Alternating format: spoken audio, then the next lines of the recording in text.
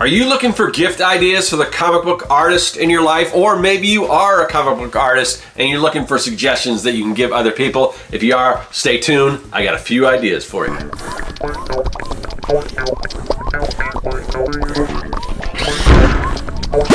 Greetings everyone, welcome to the Underground Lair where we bring our creations to life. I'm Scott with Serkworks Art Labs. I'm a professional illustrator, designer, and mad creator. I'm also a comic book artist, and because of that, I have a lot of tools and things that I use, and people are always asking me what tools do you use, things like that, and because it is the holiday season, a lot of people want to know things like this as suggestions for gifts. Either things that you can ask for, if you, like, I really want to go into cartooning, maybe you're an aspiring cartoonist or something like that. What do I need? What can I ask my loved ones for? Or maybe you are just, you're Googling or are doing a YouTube search for gift ideas for cartoonists because you have somebody you want to buy something for. I'm going to give you a few suggestions on some of the things that I use and some of the things that you can pick up, and I will leave Amazon affiliate links for all of these. So without any further delay, let's get to that.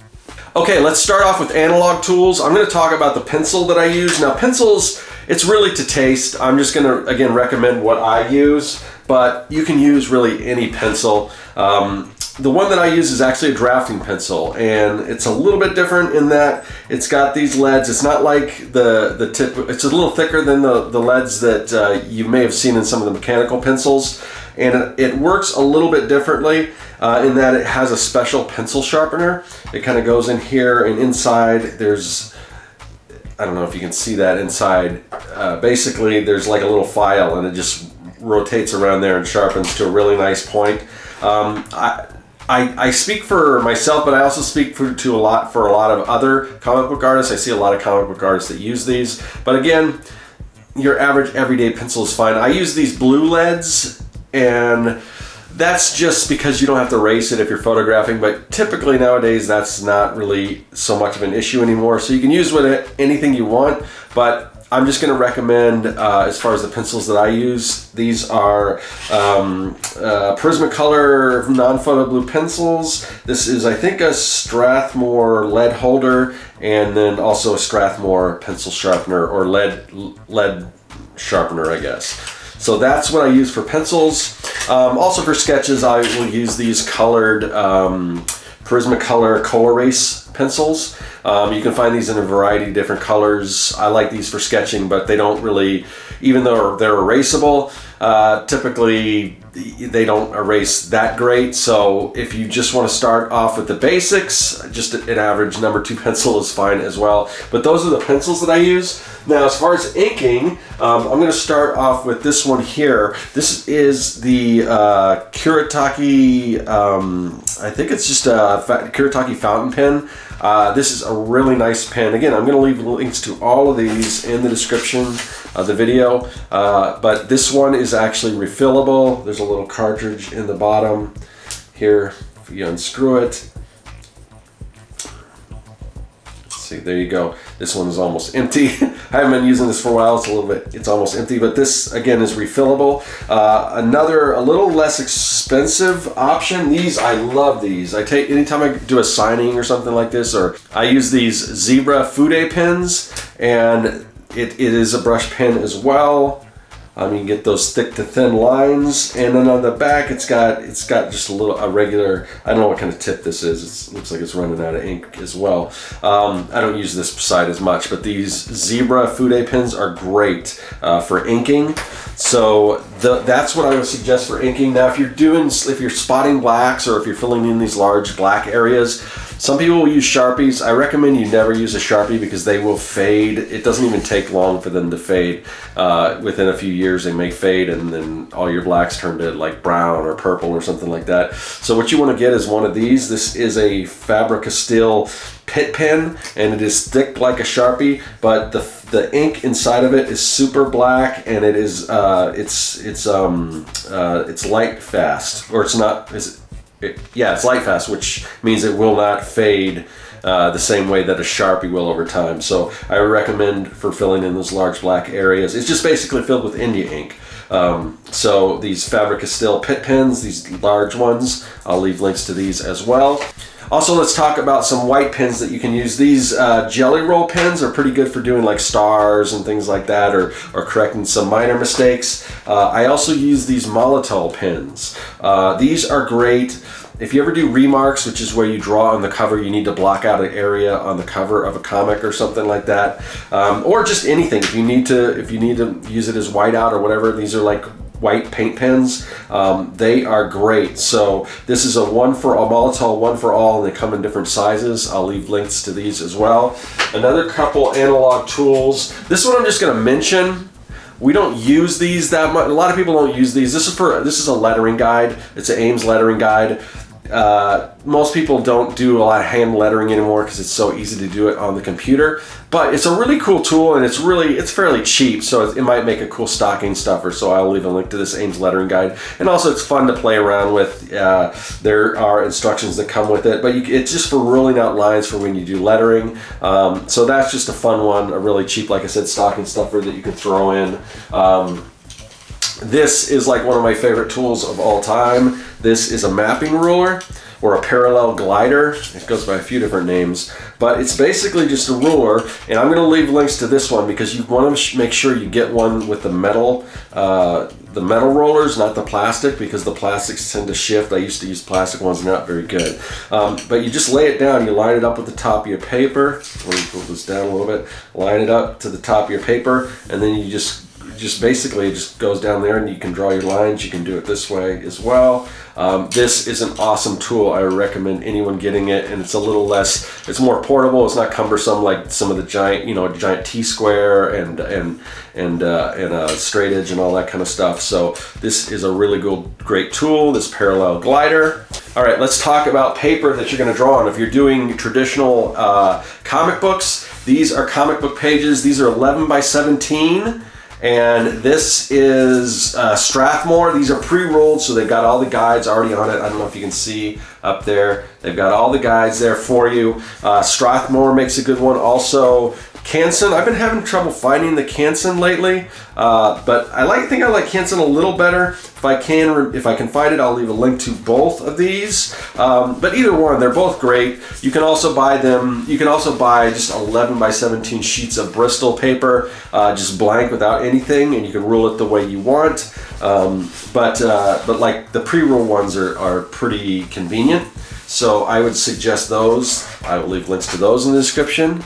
So those are some of the analog tools. The other thing I want to get into is some of the books and things that you can get. This is one, if you are getting started as a comic book artist, this is almost an essential.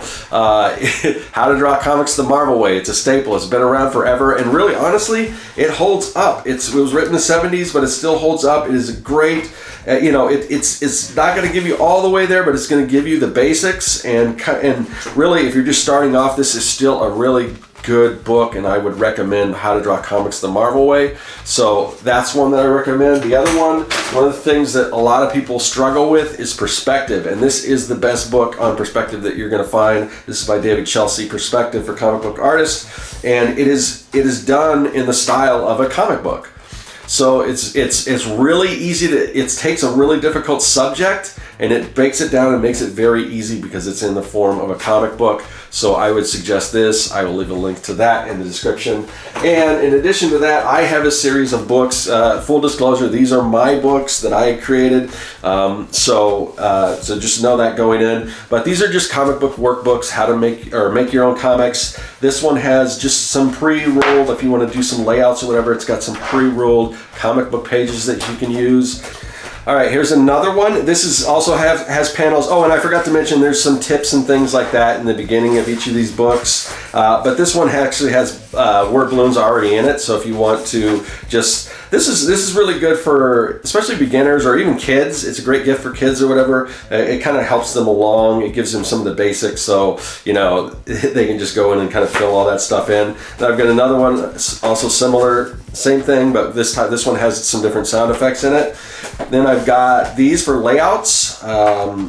It's basically like those blue line pages I was showing you, but a little smaller, that you can practice your layouts and everything. I also have a thumbnail one, which I guess I don't have it with me right now, but it makes it really easy to lay out all your thumbnails. It's a page like this, but it's divided in probably eighths or something, and you can draw all your thumbnails in here.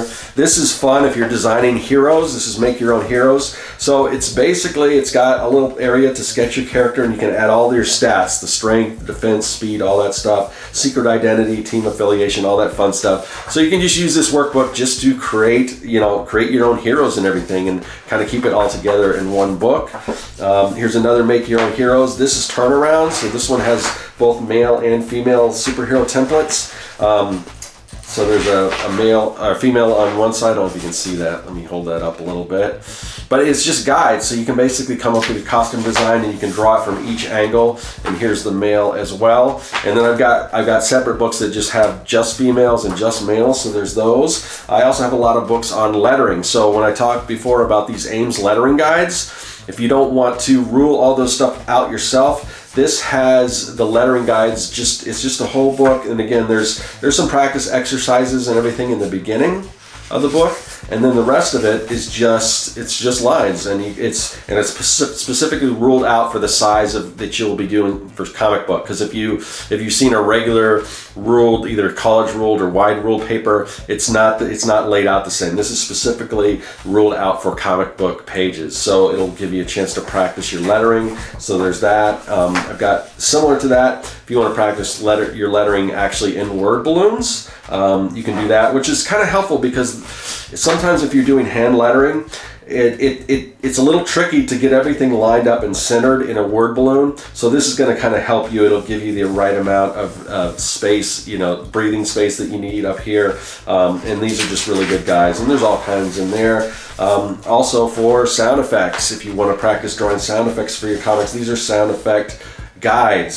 So it's just kind of ruled out, so you can kind of go in here and draw some of your sound effects. There's just shapes in here that you can practice drawing sound effects. And again, here's some helpful tips on coming up with sound effects. And these are relatively inexpensive. They're on Amazon, so it's really easy to order them. One last one. This is just a blank sketchbook, so it's basically just a sketchbook, but it does have a place in the bottom where you can write the date, and when you can have your initials, the page, when you started your sketch, when you ended your sketch, all that kind of stuff. So fun stuff. These are all books that I have created. So if you're interested, there will be links to those where you can find those on Amazon, and they make great stocking stuffers and everything like that. So those are some books. Okay, last but not least, what if you are a digital comic book artist or aspiring to be a comic book artist and you want to work digitally?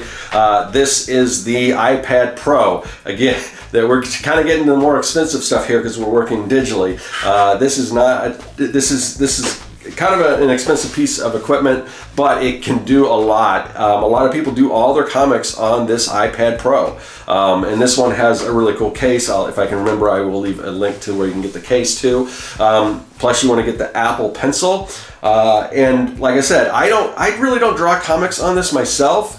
But I know a lot of people that do and swear by it. I like to work a little larger than this because I'm used to working on big sheets like this when I work traditionally. So if I work digitally, I want a little more space to work with. But like I said, so many people swear by this. So this is the Apple iPad Pro. Now you can get some of the other iPads. You don't have to spend that much to get just this one. You can get some of the other ones. That just make sure it's compatible with the Apple Pencil, whatever model you're going to get. So, but I'll leave a link to this one. If you do, if you don't, and the thing about this is it's all in one. It's got the operating system built into it and everything. So this is all you need. It doesn't have to be hooked up to a computer. If you already have a computer, a laptop, or a desktop, I would recommend, and these are, I've seen some of these on sale relatively inexpensively. This is a drawing tablet. This is actually a screen tablet, but it needs to be plugged into a computer. This is Huion. Now I use Cintiqs in the office, but then I bought this Huion, which is a lot less expensive than a Cintiq, and honestly, it works phenomenally. I love this thing. When I'm out, if I'm going somewhere, like driving somewhere mobile or something like that, and I can't bring my big Cintiq. I bring this, and it is great. This is a 16-inch canvas. There's also a 13-inch that's a little less, and right now around the holiday season, I think they dropped the prices, so I think you can get this one for around $250 and the smaller one for around $200 if that price is still on sale. But here I'll show you. That's kind of what it's a canvas. That's how it's spelled and everything, and it is just a really great alternative. We didn't always have alternatives to Cintiq. Cintiq used to be only a game in town, but now there's a bunch of other ones. Also, if you get one of these models, you may want to get one of these stands. Let's see if I can pop it. Yeah, so this is a really cool stand. You can just, you can set here, I'll see if I can set this up here like this. Oh, I gotta pull the thing out here. Right there. I don't know if you can, it's kind of a weird angle we're working with here, but you can just draw right on here with the stand. So I'll leave a link to the stand as well. Now, as far as software, if you are working on an iPad or Apple device, a lot of people use Procreate to design. It's relatively inexpensive. I think it's, at the time I got mine, it may have gone up, I don't know, but it was like $10 to download Procreate, and it's a lot of people swear by it. There's also Autodesk Sketchbook is another one that I use for just sketching. I do sketches and stuff here. I just don't do finished pages or anything.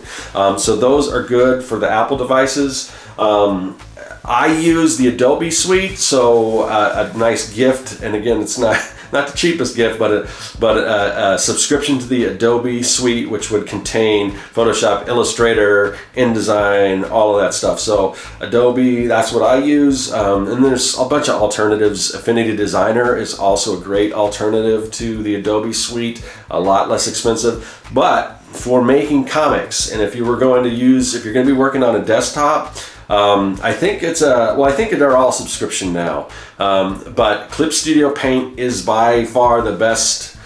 It's the best software for making comics, in my opinion, and a lot of other people, because it's unlike Photoshop. People will use Photoshop to draw and do comics and stuff like that, or Procreate and all that, and that's great if they want to do it, but they're kind of trying to get those softwares to do something they're not really designed for. They're not really designed for making comics. So Clip Studio Paint from the ground up was built for making comics, and it has all kinds of features in it that make it perfect for making comics. That's what it was designed for. It's not designed for photography and then people use it to draw with. It is specifically designed for making comics. So I would suggest Clip Studio Paint, and it is really, I think they have moved to a subscription for both their mobile and their desktop versions, but it's, at least the desktop, it's still relatively inexpensive. I think you buy it, and if you want to upgrade it, yeah, I'm not really sure how all that works. You can look into that, but I'll leave a link to where you can get Clip Studio Paint as well. So basically, those are some gift ideas, some things to think about, tools and all that kind of stuff if you're looking to start creating comics, or if you're already creating comics and want some gift ideas, or if you're looking to shop for somebody who is a cartoonist or comic book artist. All right, so there you go. Those are some of the tools that I use, and it's just some of the staples that a lot of cartoonists, I think, would find useful. So if you think that might be something that you are looking to ask for a gift, or like I said, if you're shopping, like I said, I'll leave Amazon affiliate links in the description of this video. But also let me know what kind of, is there anything I left out that you find essential for you as a comic book artist or a cartoonist or an artist in general? Let me know. Leave that in the description or the comment section rather, and I will see you guys later. That is all. Hey, thanks for watching. If you like what you saw and you want to see more, hit that subscribe button. Also, you can follow me at Serkworks on social media, and now you can support the work that I do on Patreon. Do you like making comics? Then go to Serkworks.com and pick up the Comic Maker Starter Kit. It's packed full of fonts, brushes, templates, and more, and best of all, it's totally free.